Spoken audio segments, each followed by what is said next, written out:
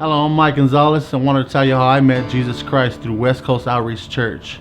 See, I haven't been this nice, jolly guy all the time, this very forgiving guy. There was a time in my life where I was real selfish and prideful. And life got the best of me, mostly all the time. I grew up doing drugs at a young age. I think we started doing drugs when I was around 12 years old, when I started smoking weed right in middle school. And right after that, I started doing a spiral. I started doing other heavy drugs. I got into meth. I got into ecstasy. We were doing mushrooms and a lot of psychedelic stuff.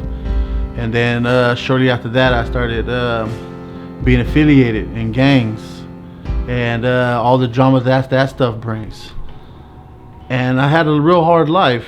You know, I grew up real prideful, grew up believing that I was the biggest, baddest guy in the neighborhood, you know, and some part of it I thank God, because that's where I met my wife. You know, she was there, and she was like, I found a part of who I was inside of her. Like, I knew that there was something more than her just being just some normal girl or anything like that. There was a connection that is unexplainable. It was just love. No, I see it now. I see it now that she was ordained for me, that she was created for me and me for her. And then we moved to Nevada, because my dad lives in Nevada, in Reno. And I started working there, but then we started bumping heads. It just wasn't right. And so we moved back to Stockton. And when we moved back to Stockton, we had split up.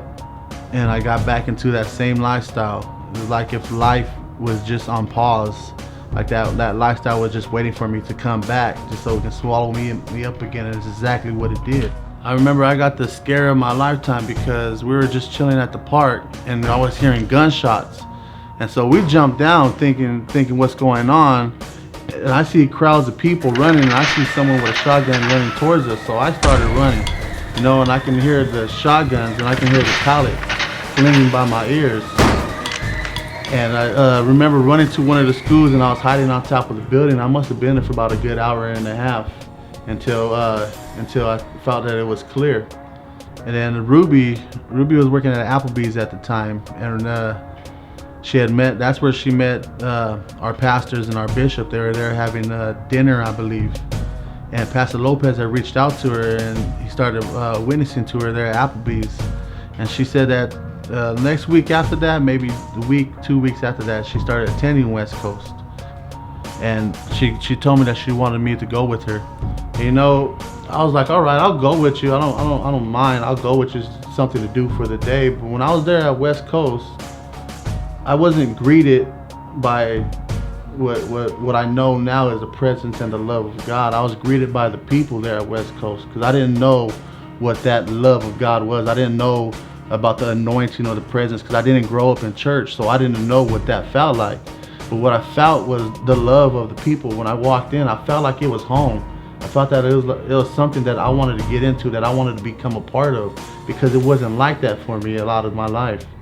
But there was a transformation that I didn't receive yet. I didn't know at the time there was a transformation. I thought I just received Jesus Christ and everything's good. I go to heaven and life is good. But it wasn't like that. I was still attracted to the world. There was something in the world that still attracted me.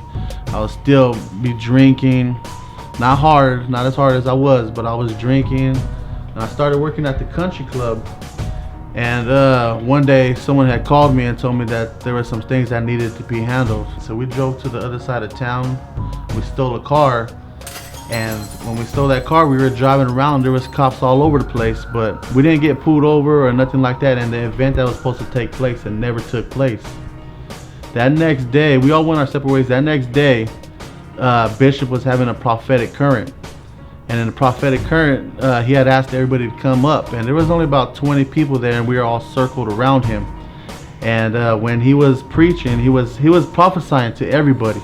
And then he got to me and he said, Brother Mike Gonzalez, he says, God said, if you would have got caught last night, you would have been doing 16 years to life. And automatically, I just fell to the ground. I don't know what it was. There was just this pulling, like if there was nothing to hold me up. And I fell down. And I don't know how long I was there, but when I got up, something left me. There was something that I left on that floor. There was a transformation. You know, the old me was dead. I didn't understand it at that time, but when I got up, I had this urge to know who Jesus Christ was, because he became real to me. And like the woman at the well, the Samaritan woman, Jesus told her everything about her life, told her about the husbands and everything.